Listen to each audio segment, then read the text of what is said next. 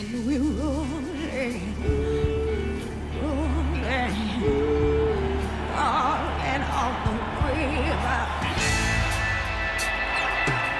Church in house, schoolhouse. You got that gift inside you, that voice. Anybody can rock and roll with Ike the Knight. Who's singing gonna blow us away? Big wheel keep on turning, round there keep on burning, rolling on the river. Hey everyone, my name is Jamie Kasongo, and normally you'd catch me at the Aldwych Theater playing Ike in Tina, the Tina Turner musical.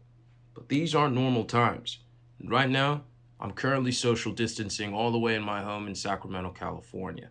Now, don't get me wrong, I miss the London stage so much, and I know we all can't wait for that happy day when the West End reopens. So until that day, we thought we'd bring you a little Tina magic to you and yours directly in your home. To kick things off, here's an exclusive acoustic version of The Best, recorded in a special social distancing studio in London. Performed by Aisha Juando and accompanied by Marco Greas on guitar. Enjoy. Call you, I need you, my heart's on fire. Come to me, wild and wired. Oh, you come to me, give me everything I need. You're simply the best, better than all the rest, better than anyone I've ever met. I'm stuck on your heart, I hang on every word you say. Tear us apart. Oh, baby, I would rather be dead. Each time you leave me, I start losing control. You're walking away with my heart and my soul. I can feel it even when I'm alone. Oh, baby, can't let go. You're the best, better than all the rest, better than anyone I've ever met. I'm stuck on your heart, I hang on every word you say. Huh? Tear us apart, no, no, no. Oh, baby, I would rather be dead. Oh, you're the best.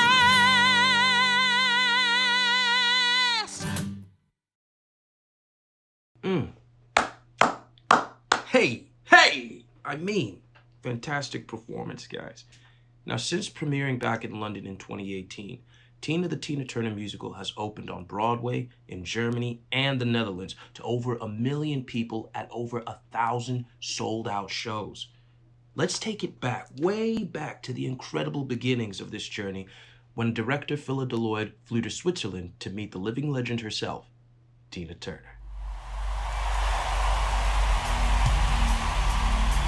Ladies and gentlemen, Tina Turner.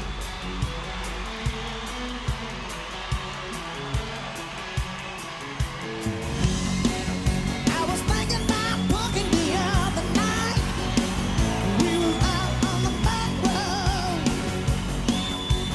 Me and my baby was. This is the first time for 17 years that a musical project has really got me in the guts like this.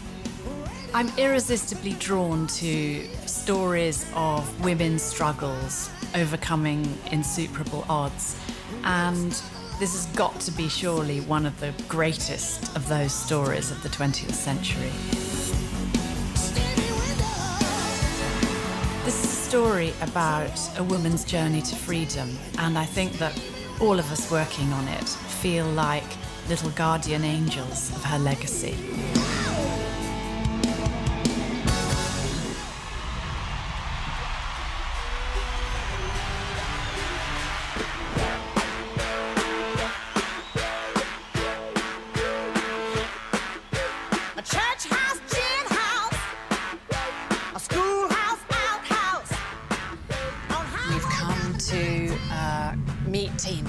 it's a big day.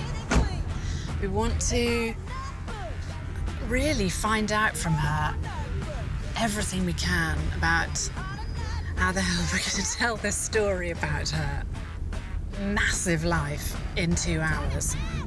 You know, I'm trying to be a bit chilled here about this, but actually I have to pinch myself and go, we're going to meet Tina Turner and we're just going to be casually hanging out with her.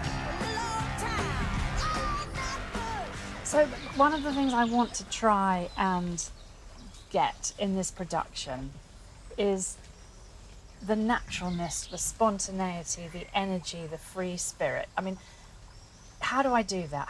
What am I looking for? Is it the sound of you? Is it the sight of you? What are we? Maybe sound.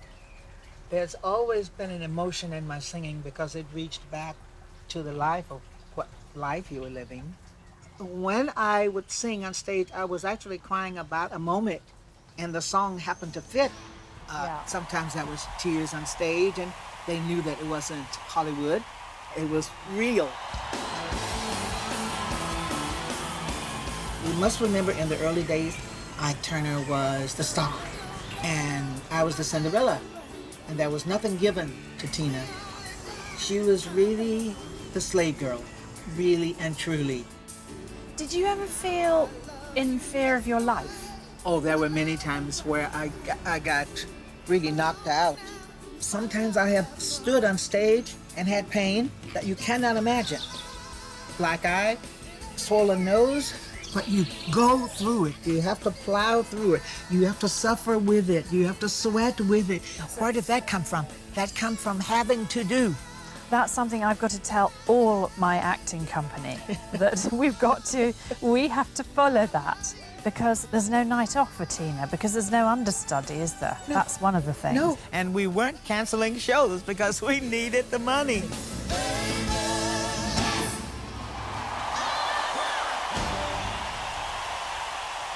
Okay, a big question about this production. Why do you want this to happen? Okay, now, this is going to be a little difficult. I don't. I don't need a musical. I don't need another show. But I get cards and letters. You can't believe what people think about me on stage and the legacy that I left. People said I gave them hope.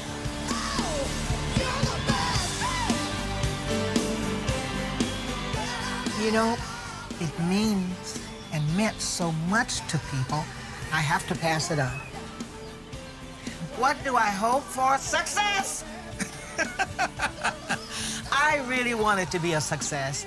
I hope that it will travel the world and it will serve what the people need from me as a reminder of my work. I hope it will do that. Thank you! Here's an interesting fact. Did you know that both Aisha Jawando's and my own journey to playing Tina and Ike started all the way back in 2016 when we were cast in the original London production? Aisha landed the role of Tina's sister Eileen, and I was in the ensemble. We will never forget when Tina came to one of our rehearsals, or when the producers snuck her into a preview without anyone even realizing. We caught up with Aisha back in the studio to ask her some very special questions from you. My favourite song from the musical would have to be I Can't Stand the Rain, because the melody's so, it's so catchy. It's like boom, da da da da, boom, boom. It's really nice. I love it. My favourite song to perform would have to be Nutbush and Proud Mary right at the end of the show in the mega mix. It's just really fun, it's energetic. I get to involve the audience and I get to speak to the audience, and it brings my soul alive just that little bit more. My favourite moment in the musical, I would have to say... So she's in Brazil, she's about to go on stage, give her concert, and Erwin comes. And it's like really romantic. She's like, oh my God, you came. And he's like, yes, I came. And they smooch, and it's just really cute.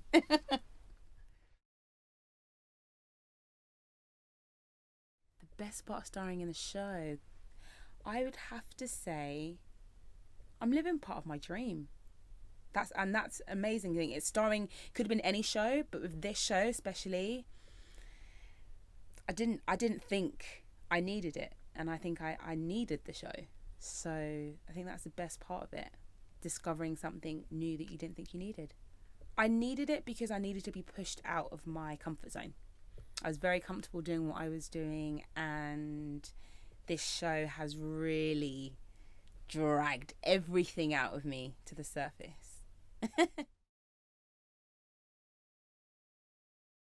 I love getting dressed up and putting wigs on, and I get paid to get dressed up and put wigs on. So I'm going to say that's my favourite part. Some of them are short, some of them are blonde, as we know, and I love it. Energy. How do we have energy? Number one, good food. And number two, we all spur each other on. So there are some days where you lack a bit of energy, maybe because you're tired or it's almost end of the week. There's always someone that has a little bit more energy to give to you. So we call each other out on stage, saying you can do it, come on, come on. And that's how we get through with each other and with good food. What does it feel like to perform as the iconic Tina Turner? Humbling. Yes, it's a lot to do, and yes, it's very rewarding, but I literally just get a snippet, tiny little taster of what she's been through, what she's done, how it feels to hold the name, the household name Tina Turner, and have devoted fans. I just get glimmers of it, and I think it's thrilling, it's exciting, but it's also very, very humbling because she's earned it. She's really earned her dues. She has been through a lot of ups and downs. She's faced a lot of obstacles, and I feel in this show, for whatever reason, maybe it's life imitating art, I've come up against a lot of hurdles, and they could have easily taken me out, and I could have put my hands up and said, you know what, I don't think I have the strength to continue. But knowing her story and knowing that she only got this far not because of her talent or because she got a lucky break, but she kept pushing down those barriers, she kept falling down and saying, do you know what, no, I'm going to get back up and I'm going to keep going. We'll catch back up with Aisha in a bit. But first, we're going to go back behind the scenes with our book writer, Olivier Award-winning Katori Hall, in part 2 of this exclusive documentary.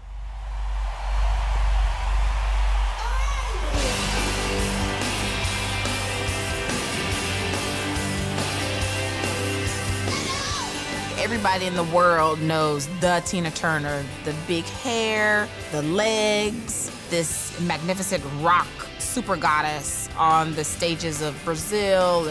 But, you know, she started out as this little girl who had very humble beginnings. I mean, she used to pick cotton in the fields of Nutbush, Tennessee. That's the Tina journey to me, where you have this woman who just beat impossible odds. There would be no Beyonce without Tina Turner. There would not be Rihanna without Tina Turner. There wouldn't be this long line of rock and roll goddesses were it not for this woman who changed the game and showed people that I can be authentically black and still take over the world.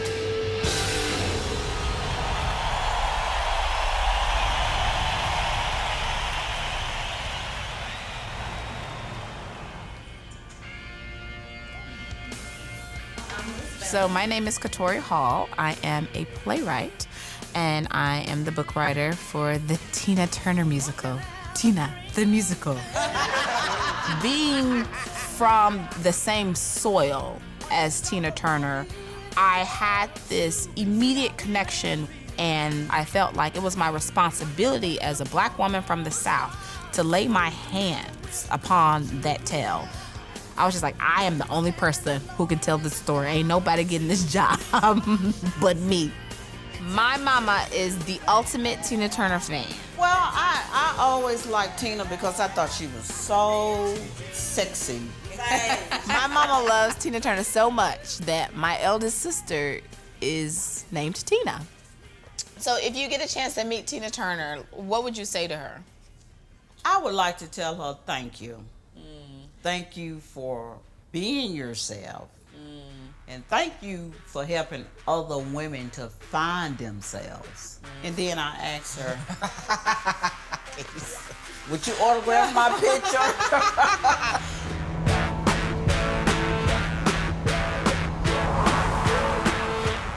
Welcome to the Nutbush Tour. We're on our way to see the Tina Turner Museum in her hometown of Nutbush, Tennessee. We just need to go back to the roots, go back to the soil, walk the fields she walked, see that world that gave us Tina Turner. We're here. But, nothing.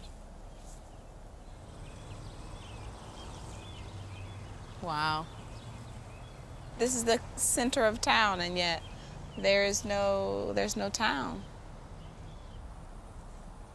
I mean, you look around here and you see the nothingness going as far as the eye can see, and you wonder like how she was able to dream a dream that she didn't see around her. The fact that like there were no role models for her to become an entertainer, and yet this one little rose was able to grow out of the concrete of this really small, oppressive town and change the universe.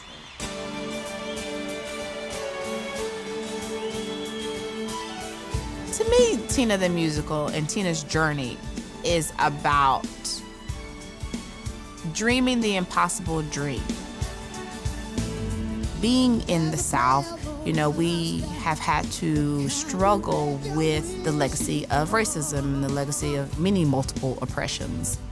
We're talking about a generation ago, you know, Black people still being out in the cotton fields. And the fact that she made it from there to where she is now, that's cause for celebration right there. What does Tina Turner mean to me? Tina Turner means love to me. Tina Turner means resilience. Tina Turner means hard work. Tina Turner means the sky is the limit. Such an inspiring journey. And now we're going to hear some answers to more of your questions from this exclusive Q&A session with London's very own Tina Turner, Aisha Jawando. How do I keep my vocals strong night after night? So it's a combination of many things. A lot of food has to be avoided, lots and lots of sleep, lots of water, vocal rest when you can have it, and you should have it, just so your vocals can just relax a little bit more. I do vocal steaming, which is basically like it's a pot you fill in hot water halfway through, and then you inhale and exhale the steam. And vocal warm-ups. Meow.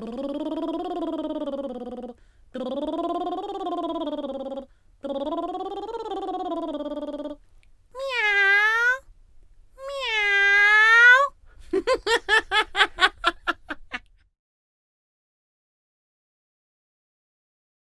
Have I met Tina Turner?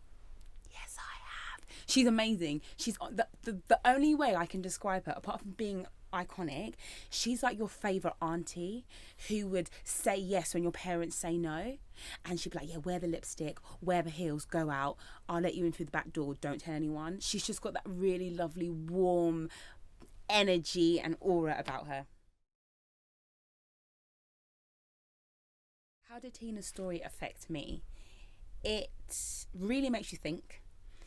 Really made me think about what suffering actually is. And I think a lot of the time we all go through things that make us sad and upset, but what she's been through honestly made me just sit back and think, you don't need to complain about that, because people have had it worse or having it worse. And it really made me a bit more empathetic and sympathetic to other people's needs as well. But also it made me realise that I shouldn't put my needs and my wants on a back burner, because she also had people she had to take care of, but she knew she also had to take care of herself. And I love that. There's the selfishness and the selflessness all in one, and there was a perfect balance of it all. What one thing has surprised me most about Tina Turner? Do you know what? I found out she was really, really sporty. That's not me. But she's really sporty and she was really smart as well. Like she got the brains, the beauty, and the voice. Which singer would I make a musical about? Okay, the first person that comes to my head is Jill Scott. She's a jazz gal, a soul, and I love her music. So I would make something about her. And she's from Philly, so you know, might as well.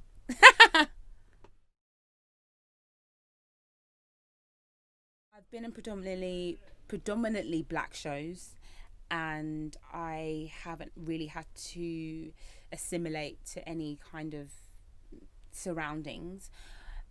And yes, we've come up against ignorance as a black woman being in the industry, but it's about actually correcting people in love, of course, because not everybody knows what they're doing if they're doing something wrong.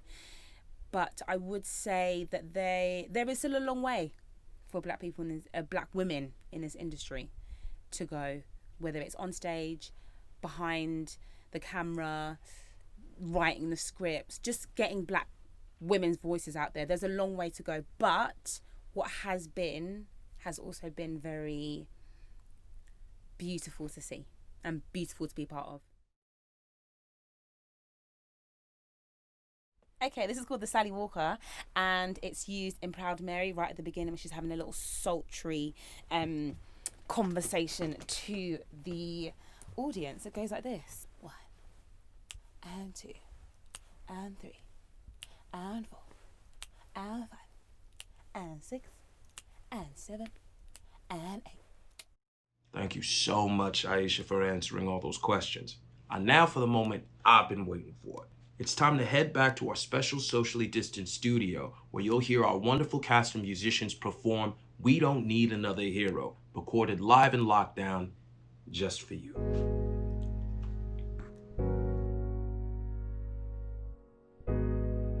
Out of the ruins, out from the wreckage, can't make the same mistake this time.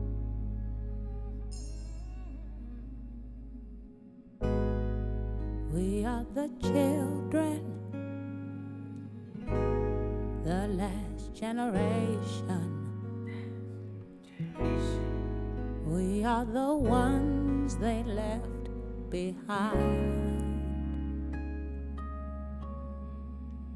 And I wonder when we are ever gonna change. Living under the fear till nothing else remains. We don't need another hero. We don't need to know the way home. All we want is life beyond the Thunderdome.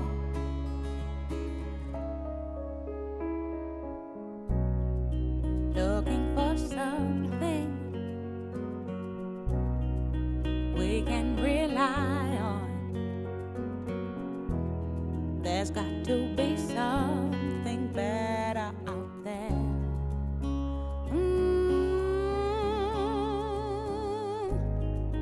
Love and compassion. Their day is coming. All else are castles built in the air. And I wonder when we are ever gonna change. Living under the fear till nothing else remains. All the children say we don't need another hero. We don't need to know the way home. All we want is life beyond the Thunderdome.